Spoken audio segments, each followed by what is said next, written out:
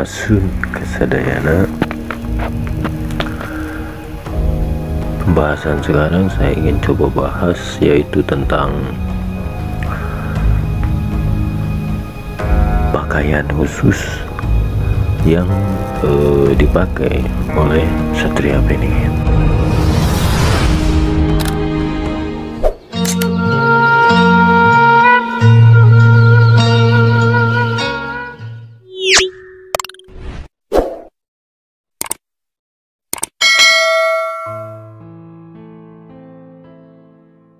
Sebelum saya membahas tentang pakaian khusus yang dibahas oleh Satria Beringin, saya ingin memberikan sedikit gambaran terlebih dahulu, yaitu gambaran mengenai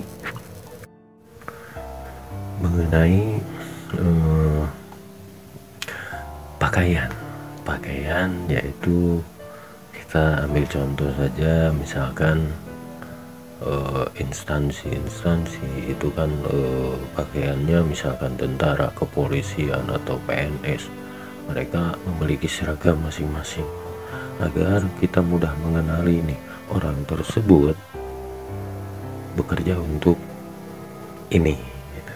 Nah, di sini saya ingin membahas tentang pakaian yang dipakai Satria Beringin atau para kesatria Nusantara yang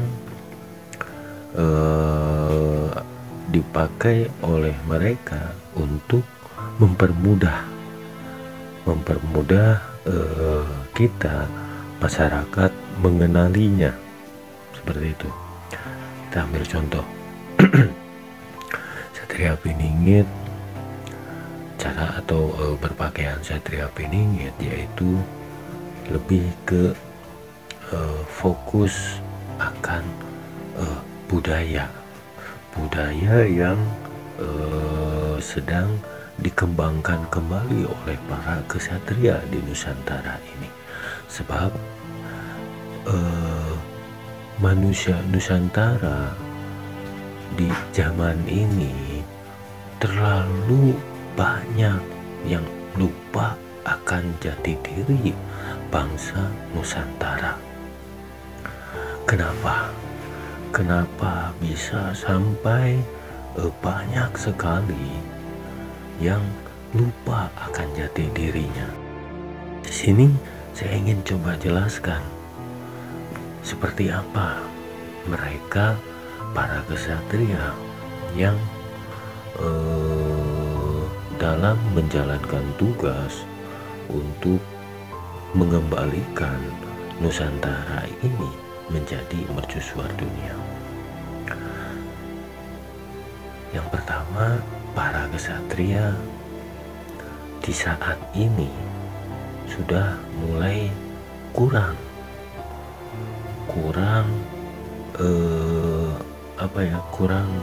yakin atau kurang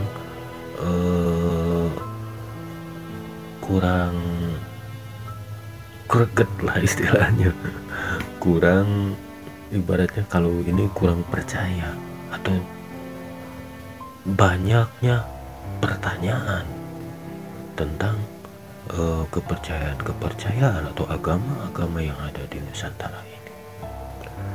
Sebab para kesatria ini sedang digembleng dan sedikit demi sedikit dibukakan tentang mata surga atau mata dunia, agar para kesatria ini bisa jauh dalam untuk memandang sesuatu yang kelak bisa merusak bangsa kita Nusantara. Begitu. Kita ambil contoh, banyak sekali para ulama, mereka cenderung lupa akan budaya atau lupa akan jati diri bangsa Nusantara. Sementara diizinkannya waktu dahulu Islam masuk ke Nusantara itu hanya untuk perbandingan. Perbandingan seperti apa? Perbandingan agar menjadi bukti bahwa leluhur Nusantara ini jauh sekali sebelum Islam ada sudah mengajarkan tentang kedalaman untuk mengenal Tuhan. Begitu. Nah, kenapa bangsa atau para kesatria ini mulai meragukan tentang ajaran-ajaran yang ada di zaman sekarang? Seperti itu. Mereka mulai merasa ragu dan mulai menggali yang lebih dalam lagi agar apa yang para kesatria ini anut, entah itu dari bermacam agama, entah Hindu, Buddha, Kristen atau Islam, mereka akan jadi lebih ibaratnya memahami yang jauh lebih dalam akan keyakinan ini.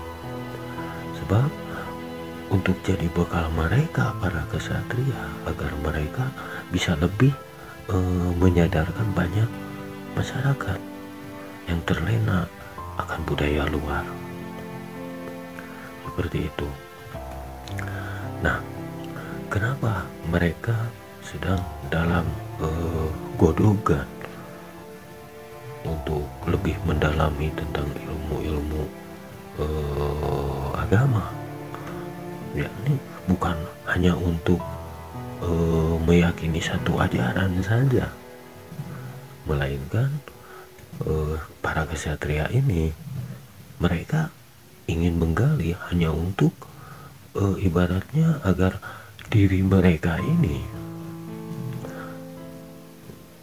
berada di jalan yang benar. Karena para kesatria ini cenderung mencari sesuatu di dalam dirinya, tidak mencari keluar. Kenapa kita harus mencari di dalam diri kita?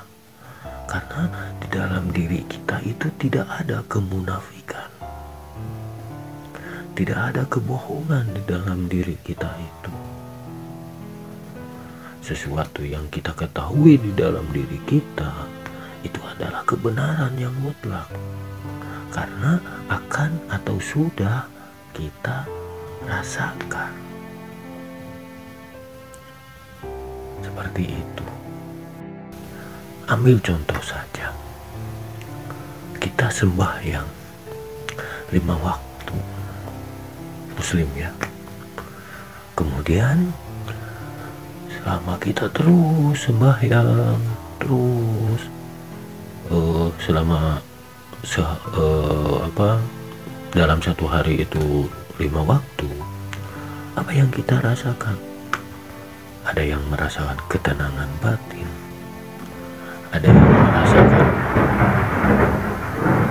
kedamaian di dalam hidupnya, atau bahkan ada juga yang merasakan sebaliknya.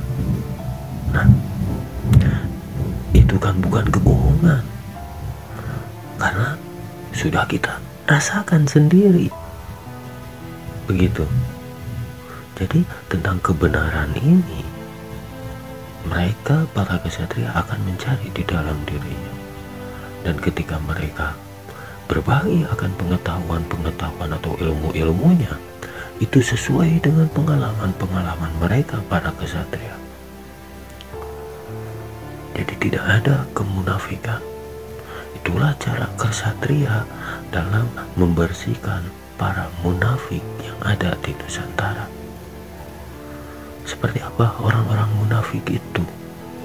Mereka tinggal di Nusantara, mereka makan di Nusantara, mencari rezeki di Nusantara, tetapi mereka cenderung lebih percaya pada ajaran-ajaran di luar Nusantara.